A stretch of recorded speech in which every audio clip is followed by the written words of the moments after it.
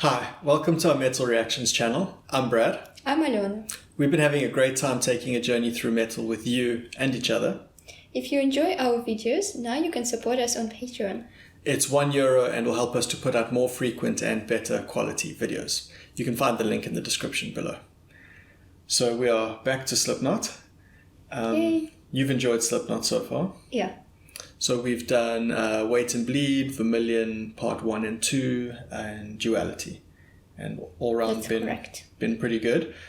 We have a playlist of those, so if you want to go listen to those in the order that we did them, you can just go click on the playlist there.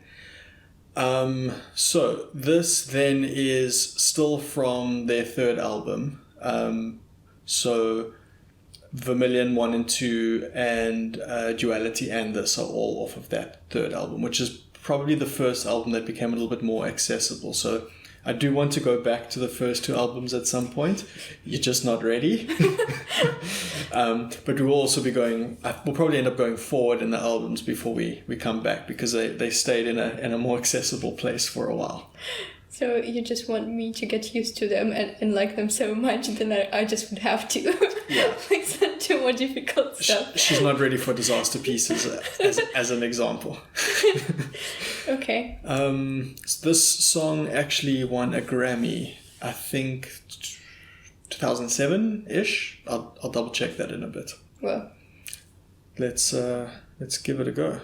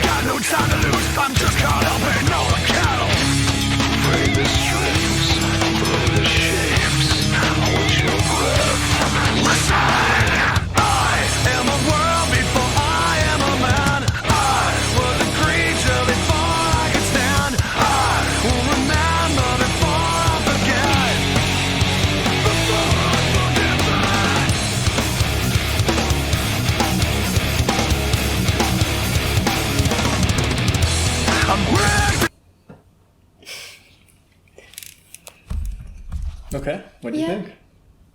Well, I can listen to it. That's a good part. Okay. I do like the way they shot the video. Mm-hmm. It's kind of cool, like those masks resting somewhere, but still they don't show the faces. Mm-hmm. So at this point, or at least for me, I didn't know what they looked like yet. I hadn't seen them inside bands or anything like that. So yeah, this was still like, this is the closest I'd ever gotten to seeing their faces at the this mouth. point. Yeah, exactly. And the legs also. Yeah. Okay, interesting. I always laugh at you see like the circle head banging in the background, like just a blurry vision of someone, just their hair going in a windmill. Mm-hmm. Yeah, and also you can see the hands. And I kind of got this idea when they were singing about like, the stain on the hand, that it's about the tattoo on the hand, because they were showing it kind of at the same time.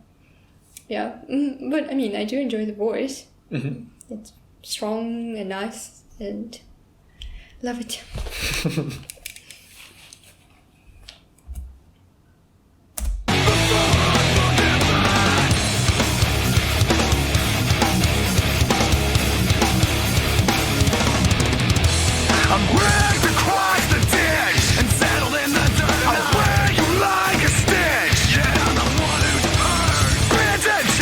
Twisted little indiscretions. I've got no right to win. I'm just caught up in all the battles. Locked in clutch, pushed in place. Hold your breath. Listen, I am a world before I am a man.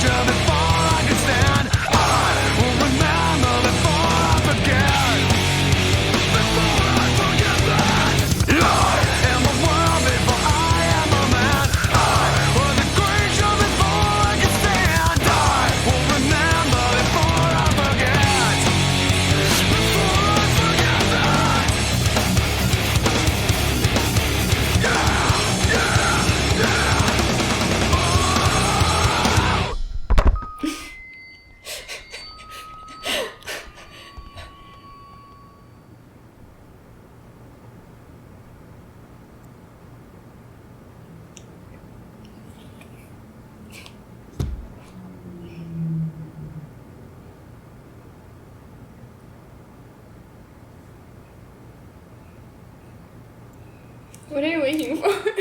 Couldn't remember if anything came afterwards or not. After they dropped the mic, then you expected something else. There's like 15 seconds left. I'm like, where's the hidden scenes? It's not a Marvel movie. I really like the clip, like the video. Mm-hmm. Like those bits and pieces of different humans and how they're mixed up. I think if back then they had the same technology and everyone had computers, they would probably like build up from pieces. The portraits. I was thinking the exact thing now. It's like, oh, really? you could probably like reminds me of like magazine cuttings where you take like the eyes of this person, the arm of that person, and just like make a Slipknot person, but you don't know if you got the right combination. You don't. Well, but you can try. That would be worth a try. I would try. Especially if, like back then, I didn't know what they look like. So this song for me, I do like it, but I sometimes I find I'm right on the edge of not liking it and finding it a little too commercial, like a little too simple. But I only feel like that sometimes. Sometimes I listen to the song and I'll absolutely love it.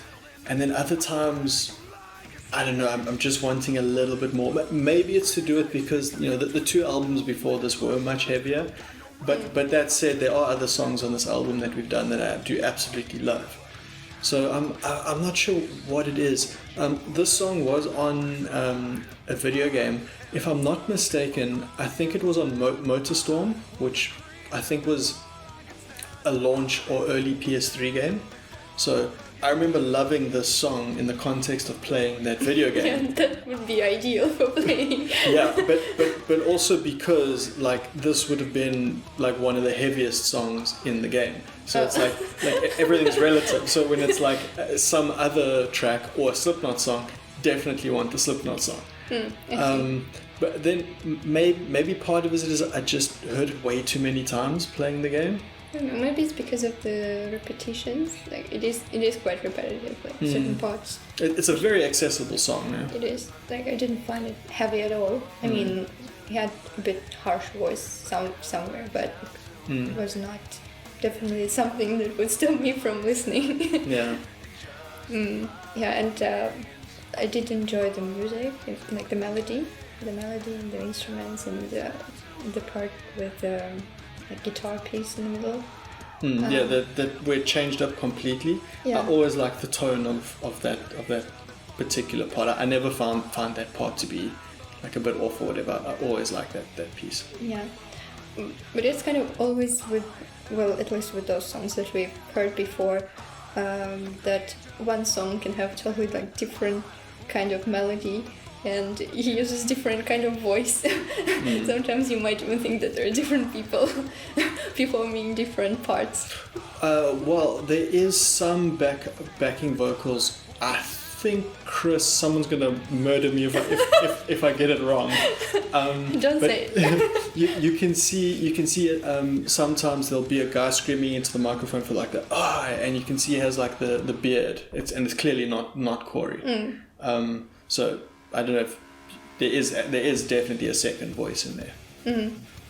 Okay, cool.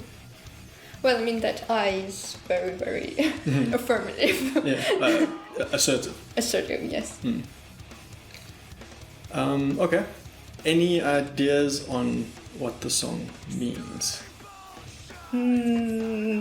That's really hard to say, to be honest, because again, like with duality. There's not much to go on. There is no story that you can read between the lines, I think. At least I don't see it. I kind of have this feeling that it's maybe about sort of, soul trapped in a human body. I like the first line, like inside, stapled shut inside an outside world. That's actually gave me the idea, because I think it's about like how soul travels between different bodies without a choice.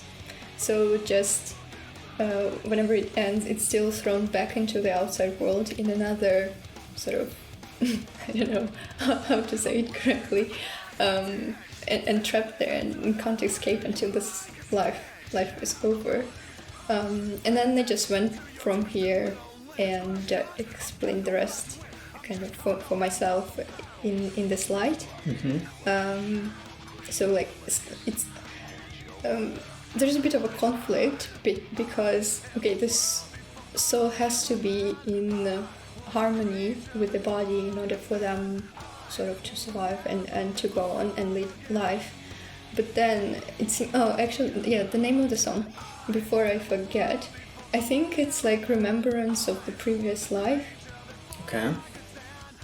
So like a child for a short period of time still remembers who he was before. And this is kind of this struggle for the soul to remember what happened to it before. I don't know, maybe it's too much fantasy, too much fantasy in it. But I see where you're going with it. Yeah. So, and it's kind of also a struggle to get used to this new life and to be thrown again and again and again and like with no choice, just living through all those lives. And I've got no right to win. I'm just caught up in all the battles. So like each life is a battle. And it just goes on, and whenever you sort of end one battle, immediately the other one begin, and there is no winning in this. But there's also like kind of a positive thing in here, because I'm a world before I'm a man. So, and this part of the song, it is sung with positivity and, as I said, assertiveness and sort of self-value and that kind of stuff. So I think, if again I'm talking about the soul, so if it does remember like its divine nature, and that this I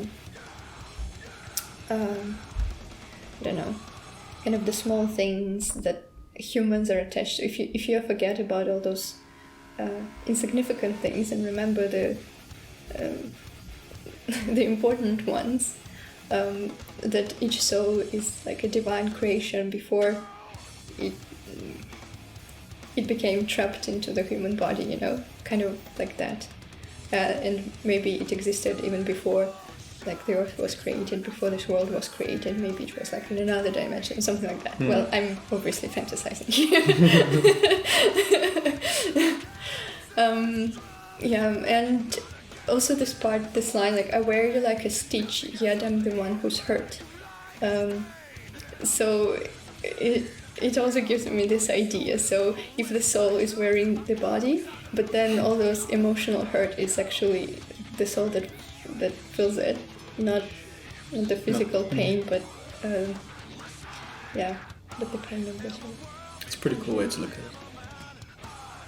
Yeah, so you can tell me if there is less fantastic, explanation with less fantasy. I would love to listen. Okay, so I mean, I'm not going to pretend to be an expert in what this song means. As you know, I would have listened to the song many times and never thought never really cared what it meant. At some point, I can remember just reading through the lyrics a bit. And what I always felt like it was saying was basically, a bit like being an outsider, an outcast, and like societal pressures to conform. Mm-hmm. So if I just take the beginning, stapled shut inside an outside world, and I'm sealed in tight, bizarre, but right at home. So if, like, I'm bizarre, or my world is bizarre, but I feel right at home. That's where I'm comfortable. But I get the feeling of that other world is creeping in, meaning I'm struggling to stay in my own little place, and I'm slowly beginning to conform to society. And then I think sort of tying that in is where I felt that. So I will remember before I forget was a call. I mean, it's the name of the song, Before I Forget. So for me, that always felt like trying to make a conscious effort to remember what it was like to be different before society sort of forced you to conform with it. Now, I mean, that's just sort of high level what I always thought. Now I have gone and Wait, what about the chorus? Like, I'm a world before I'm a man. So, funny story. Okay, I'm glad I asked. For pretty much until I read this today, I always thought that said I am a worm before I am a man. So I was seeing it as like an evolutionary story. Okay. Because it says, like, it makes sense. It fits completely. I'm a worm before I'm a man. I was a creature before I could stand. That makes perfect sense. Okay. It makes perfect sense. It should be It's worm. one of those songs that you always thought it was sounding different. Oh, that's pretty cool. Yeah. But you know, like, it actually fits. If it was worm, it actually fits. But it's world, and so because it's world, I don't know what it means. Okay. Okay, so what I did want to check, because I know this song, I thought, let me just go see if there is actually something on it, because I didn't feel like it had a very clear-cut meaning, but I wanted you to try without knowing, without any background, just to see what you come up with. Okay. What I did find on the Wikipedia page for this song, so Corey says it's about standing your ground and deciding to be a good person no matter what they say. And that's it. That's all Corey says, at least on this page. So that there's some similarity into what I thought there of conforming or trying not to conform to society, but instead of trying not to conform with society, it's trying not to give in to being a bad person, and perhaps that societal pressure is to abandon your morals or something like that. So Okay. I don't think I was completely on the right track, but I think I was getting little slices of where he was going with it. But as we said previously in Duality, I think he writes songs in such a way that they are really open, that you can apply them to many contexts, and like you just created a whole other interesting scenario of what the song means to you, or could mean, and it all fits, it all makes sense. So I think that's maybe kind of one of the nice things of how he writes his songs, is they are quite open-ended, like discussing feelings more so than events. You said there's no story, but that's kind of cool, because when the song is about emotions or feelings or whatever, you can write your own story to match those feelings. Yeah, that's true. Yeah, I could see where like this phrase fits in this song. Yes, sort of remember who you are before some, like, Exactly. when someone else tells you that it's not true. And that's why all this like repetition, because it's kind of this mantra in your head that goes on True. and on, and that helps you to stand your ground and to go on. But that's a little bit maybe contradictory, or that I don't understand, is that, so he says, my end, it justifies my means. Now, normally when I hear someone talking about an end justifying their means, it means they're going to do something bad, like for the greater good. Like they're going to, make a potentially immoral decision to do something for the greater good in a sort of utilitarian context. So I'm not quite sure how that works in then, unless it is taking like a moral utilitarian view that the end result is what matters. So if you have to make a hard decision, or if your means are less accepted, but it's to justify an end.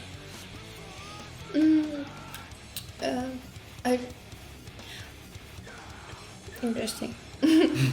Because there are like a lot of time that like several times when the end is mentioned in this verse. So my end justifies my means. All I have to do is delay. I'm giving time to evade. The end of the road is my end. It justifies my means. All I have to do is delay. I have time to evade the end of the road. So you don't know actually, like, okay, the end of me and the end of the road, maybe like the end of being a good person, and then the end of the road, it's the end of life or something like that. So like when you refrain from your identity, it becomes like the end of your life or something like that. But then it also says like about delaying. So, but if you like constantly delay, it never happens, you know? So it can be also the end is just always not stepping like too far. Interesting. Let us know what you think. I'm sure many of you will have different views or your own view in the same way that Alena has. You can probably paint your own story or picture. So we'd be interested to hear what you've all come up with, what the song means to you. Yes, we'll be very interested. Thank you for watching. See you soon.